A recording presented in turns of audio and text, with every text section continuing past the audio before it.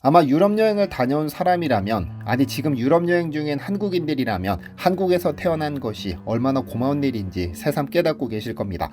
적어도 화장실 문제에 있어서는 말이죠. 지금은 조금 많이 개선됐다고는 하지만 흔히 유럽 여행은 화장실과의 전쟁이기도 합니다.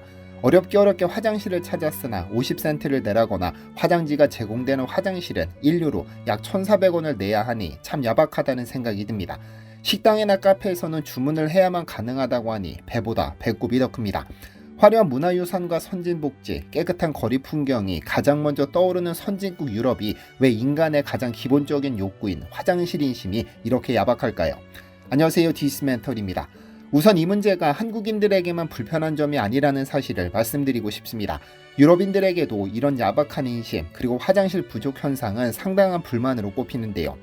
2019년 영국 왕립공중보건학회가 실시한 설문조사에 따르면 응답자의 75%가 자신의 지역에 화장실이 충분하지 않다고 느끼고 있었고, 화장실 부족 때문에 외출을 자제하는 비율도 전체의 20%가 넘었습니다. 특히 방광이 예민하거나 당뇨 등 지병이 있는 사람의 43%는 화장실 걱정 때문에 활동 반경이 제한된다고 보고됐는데, 이는 공중화장실 부족이 루리시, 즉 일종의 족쇄가 되어 사회생활을 위축시킨다는 겁니다.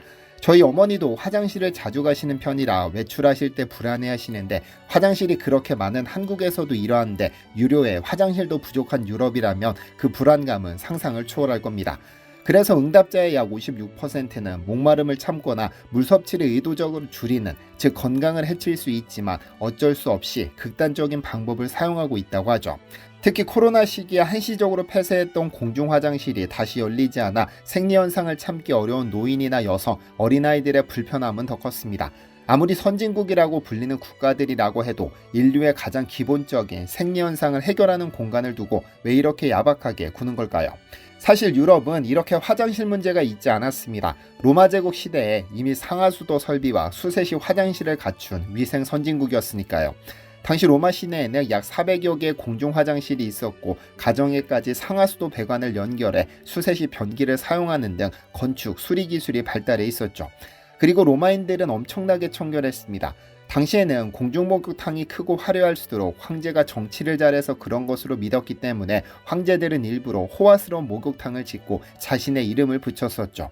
하지만 로마 제국이 멸망하면서 이 완벽한 청결 문화는 흔적도 없이 사라지게 됩니다. 중세 종교인들은 더러움이야말로 수도사의 본질에 속하는 것이라고 강조하며 금욕주의를 내세웠습니다.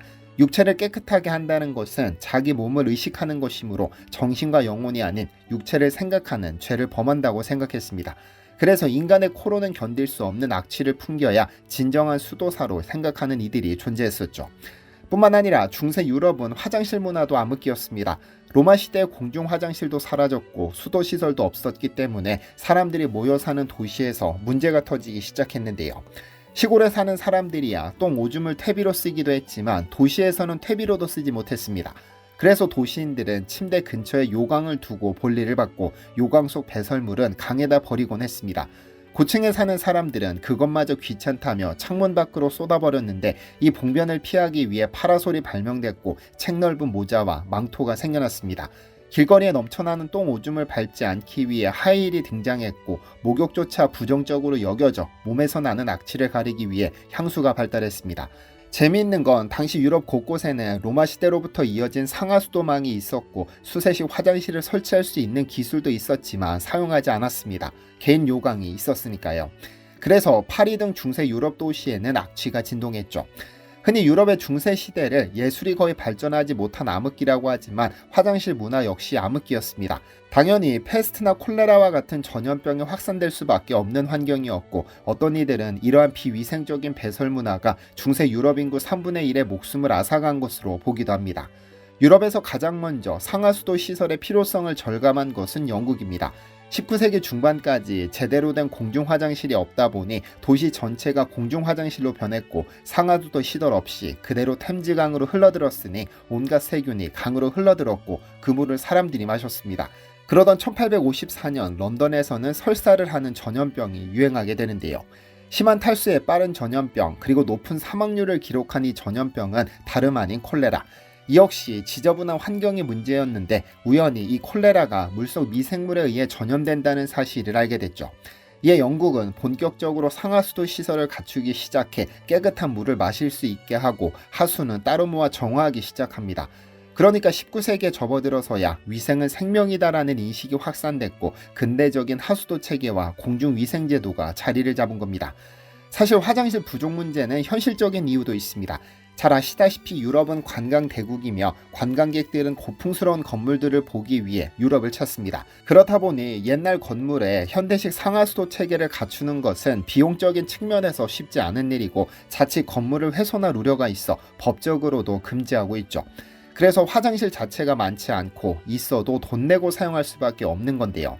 한국인의 입장에서는 이해할 수 없지만 어쨌든 유럽의 상황은 이렇습니다. 유럽인들의 불만이 폭발했던 시기는 코로나19 시기였습니다. 당시 전 세계적으로 손 씻기의 중요성이 강조되었지만 공중 화장실이 유료로 막혀 있거나 아예 폐쇄해버렸기 때문에 손 위생을 철저히 하는 것은 불가능했습니다. 국가 차원에서 손 씻기를 강조하면서 공중 화장실 사용에 제한을 두는 것이 이해할 수 없었던 것이죠. 더구나 화장실을 더 자주 사용해야 하는 임산부나 요실금 환자, 노인과 같은 취약계층, 그리고 가난한 사람들이 화장실을 이용하기 어렵게 만든다는 비판이 꾸준했는데요. 뿐만 아니라 유료화에 대해서도 화장실 사용에 돈을 내는 것은 기본권 침해라는 인식이 광범위하게 퍼져 있고 노약자나 장애인 단체는 화장실 접근에 금전적 장벽이 있는 것은 차별이라며 강하게 반대하고 있습니다. 미국의 경우 1970년대 유료 화장실을 인권 문제로 보고 금지한 바 있는데 유럽에서는 아직까지 공식적으로 금지한 국가는 없습니다. 이쯤에서 사람들은 의문을 품습니다. 세금을 그렇게 많이 걷는데 왜 화장실 하나 제대로 못 만들까 하는 것이죠. 사실 유럽에서는 공중 화장실이 범죄나 마약 거래 장소가 될 수 있다는 우려도 있고 노숙인이 점거해 위생 문제를 일으킬 것이라는 우려도 상존합니다. 게다가 오래된 건물을 허물어 새로 배관을 놓는 공사는 비용이 어마어마하죠. 여러 이유가 복합적으로 작용해 화장실 인프라 확충이 더딘 것이 현실입니다만 전염병 예방이나 도시 청결, 약자 보호라는 보건적 관점을 생각하면 이제는 보여주기식 건축보다 인간의 가장 기본 욕구를 해결하는 시설에 투자할 때라는 주장도 힘을 얻고 있죠. 그런데 여기에서 흥미로운 사실이 드러납니다. 한국이 화장실 천국이라는 평가를 받고 있는 것이죠.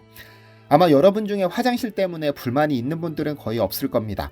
오히려 공원이며 지하철역 그리고 고속도로만 해도 휴게소뿐 아니라 중간중간에 있는 졸음쉼터에는 화장실이 있고 전부 무료입니다. 한국을 찾는 외국인들이 가장 놀라는 부분이기도 합니다. 거의 모든 건물마다 관리가 잘 된 화장실을 찾아볼 수 있고 심지어 휴대전화 충전기나 수유실까지 갖춘 곳도 있으니까요. 청결 상태가 훌륭한 것은 덤입니다. 사실 저는 이 많고 많은 화장실을 청결하게 관리해 주시는 분들의 수고로움에 굉장한 경의를 표합니다. 직업이라고는 하지만 남의 뒤처리를 한다는 것이 상당히 불편하고 찝찝한 일이지만 묵묵히 고생하시는 그분들의 노고에 진심으로 감사를 드리고 싶습니다. 그렇다면 한국은 원래부터 화장실 천국이었을까요? 그건 아닙니다.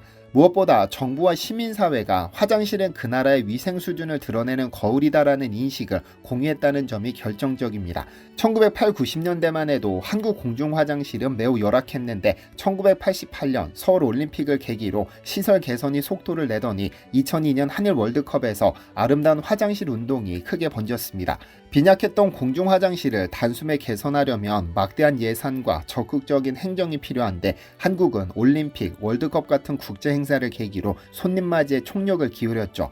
또 전국 지자체가 경쟁적으로 화장실 재정비에 나서면서 정책이 예산을 합리적으로 쓰는 사례로 주목받기도 했습니다. 그리고 2005년부터는 아예 공중화장실 등에 관한 법률을 제정해 일정 규모 이상의 공공건물, 지하철역, 공원 등의 공중화장실 설치가 의무화됐습니다. 이에 따라 지하철역 내, 버스 정류장, 시장, 관공서 등 웬만한 공공장소마다 화장실이 갖춰져 있고 관리도 지방자치단체나 위탁업체를 통해 체계적으로 이뤄지죠. 반면 유럽은 국가 차원의 공중화장실 의무법이 없는 곳이 많아 지방자치단체 재량에 맡겨진 경우가 많은데요. 운영 재원과 비용 정책에서도 차이가 납니다. 한국 공공화장실은 세금으로 운영되어 무료 이용이 당연시되며 화장지와 비누 등도 제공되는 경우가 많습니다. 반대로 유럽은 사용자 부담 원칙이 적용되어 소액의 이용료를 받거나 무료인 경우에도 입구에 자율적으로 동전을 놓고 가는 문화가 남아 있습니다. 청결도와 시설 수준에 있어서 한국은 전반적으로 깨끗하고 현대적인 화장실로 호평받는 반면 유럽은 지역에 따라 편차가 큽니다. 한국은 1990년대 이후 화장실 환경 개선 운동을 통해 시설 현대화와 청소 관리에 많은 투자가 이루어져 대부분 변기 세척이 자동화되고 온수, 비데 등이 구비된 곳도 많습니다. 유럽도 주요 관광지나 공항 등은 깨끗하지만 공중 화장실 수 자체가 적어 관리 사각지대가 발생하는 경우가 있습니다. 또한 한국 공중 화장실은 남녀 구분이 철저하고 여성용 칸수를 충분히 확보하도록 법제화되어 있는데 유럽 일부 옛 시설은 남녀 공용이거나 여성 시설 부족 문제가 제기되어 비교적 최근에서야 개선되고 있는 실정이죠. 한국의 화장실 문화가 너무 선진화되어 있다 보니 2007년에는 세계 화장실 협회를 서울에 유치해 국제적인 위상을 갖추기도 했습니다. WTA 초대 회장을 맡은 고 심재덕 전 수원시장은 화장실은 인류의 생명을 지키는 피난처라며 깨끗한 화장실의 중요성을 역설했고 그의 별명이 미스터 토일렛으로 불릴 정도로 한국의 화장실 개선의 상징적 인물이 됐습니다. 결론적으로 화장실을 대수롭지 않게 지나치는 유럽 국가들의 태도는 오래된 사고방식입니다. 중세 유럽의 오물 범람과 전염병 사례가 보여주듯 화장실이야말로 도시 건강을 좌우하는 핵심 요소입니다.